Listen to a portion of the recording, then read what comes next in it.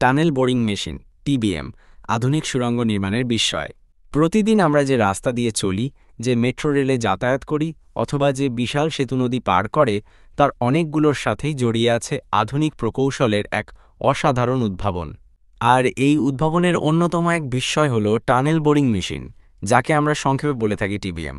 কল্পনা করুন এক বিশাল যান্ত্রিক কেঁচো যা মাটির নিচে বা পাহাড়ের ভেতর দিয়ে ধীরে ধীরে পথ তৈরি করে এগিয়ে যাচ্ছে, আর তার পেছনে তৈরি হচ্ছে মসৃণ কংক্রিটের দেয়ালযুক্ত এক সুরক্ষিত সুড়ঙ্গ।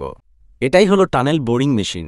আজকের পর্বে আমরা বিস্তারিত জানব এই দৈত্যাকার যন্ত্রটি সম্পর্কে। একটি টিবিএম অনেকটা চলমান কারখানার মতো, যেখানে বিভিন্ন অংশ একসাথে কাজ করে। এর প্রধান অংশগুলো হল কাটার হেড। এটি মেশিনের সামনের দিকে থাকা একটি বিশাল ঘূর্ণায়মান চাকতি। এর উপরে অনেকগুলো কাটিং টুল বসানো থাকে, যেমন ডিস্ক কাটার, রিপার বা স্ক্র্যাপার। মাটির ধরনের উপর নির্ভর করে এই কাটিং টুলগুলো ভিন্ন ভিন্ন হয়ে থাকে। কাটার হেড ঘোরার সাথে সাথে এই কাটিং টুলগুলো মাটি বা পাথর কেটে টানেল তৈরি করে। প্রধান ড্রাইভ শক্তিশালী হাইড্রোলিক অথবা বৈদ্যুতিক মোটর কাটার হেডকে ঘোরানোর জন্য প্রয়োজনীয় শক্তি যোগায়।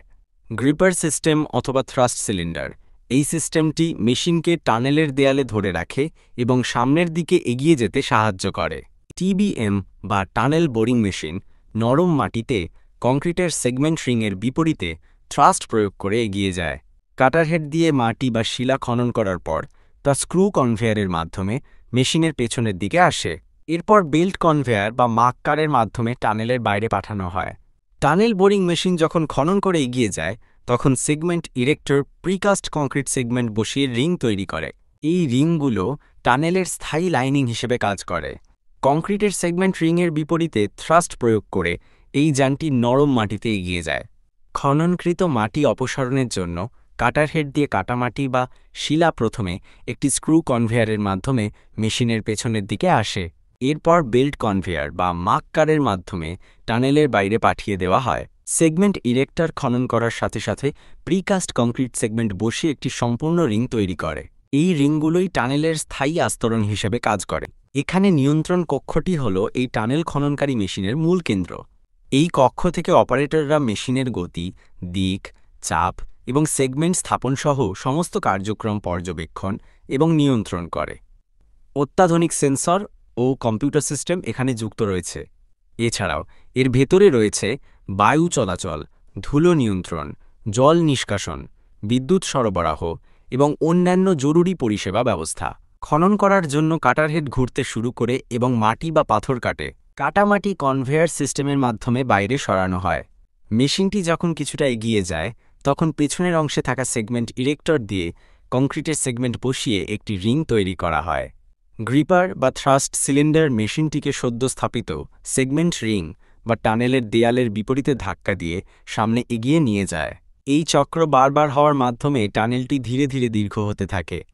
মাটির ভূতাত্ত্বিক বৈশিষ্ট্য এবং পানির উপস্থিতির ওপর নির্ভর করে বিভিন্ন ধরনের টিবিএম ডিজাইন করা হয়। প্রধানত এগুলো হল স্থিতিশীল শিলাস্তরের জন্য ব্যবহৃত হয়।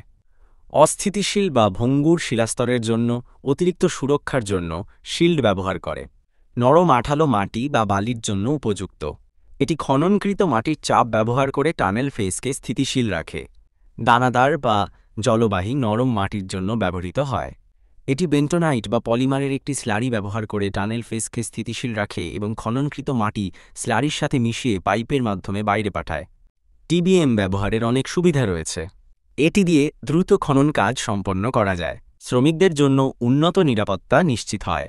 ভূপৃষ্ঠের কাঠামো ও পরিবেশের ওপর ন্যূনতম প্রভাব ফেলে। একটানা ও মসৃণ টানেল বোরিং সম্ভব হয়। দীর্ঘ টানেলের জন্য এটি খুবই সাশ্রয়ী ও কার্যকর। সুবিধার পাশাপাশি এর কিছু অসুবিধাও রয়েছে। সেগুলো হলো, টিবিএমের প্রাথমিক খরচ অনেক বেশি। এটি অত্যন্ত জটিল যন্ত্র, তাই পরিচালনার জন্য দক্ষ ও অভিজ্ঞ জনবলের প্রয়োজন। একবার একটি নির্দিষ্ট ভূতাত্ত্বিক অবস্থার জন্য ডিজাইন করা হলে হঠাৎ পরিবর্তনশীল ভূতত্ত্বের সাথে মানিয়ে নেওয়া কঠিন হতে পারে। এর আকার অনেক বড় হওয়ায় সংকীর্ণ স্থানে পরিবহন ও স্থাপন করা অনেকটা চ্যালেঞ্জিংও বটে। ছোট দৈর্ঘ্যের টানেলের জন্য এটি ব্যয়বহুল হতে পারে। আধুনিক অবকাঠামো নির্মাণে টিবিএম প্রযুক্তির ব্যবহার শুরু হয়েছে। যেমন ধরুন, দেশের প্রথম নদীর তলদেশে নির্মিত এই টানেল তৈরিতে 2টি বিশালাকার টিবিএম ব্যবহার করা হয়েছে। ঢাকা মেট্রো রেলের পাতাল অংশের নির্মাণেও এটি ব্যবহারের পরিকল্পনা ও কাজ চলছে।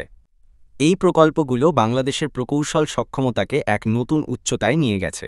এটি নিঃসন্দেহে আধুনিক প্রকৌশল বিদ্যার এক অসাধারণ নিদর্শন।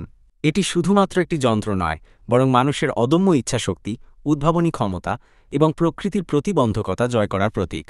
শহরগুলোর বিকাশ এবং যোগাযোগ ব্যবস্থার উন্নতি এবং পরিবেশ সুরক্ষার ক্ষেত্রে টিবিএমের ভূমিকা আগামীতেও অত্যন্ত গুরুত্বপূর্ণ থাকবে। এই ছিল আপনার দেওয়া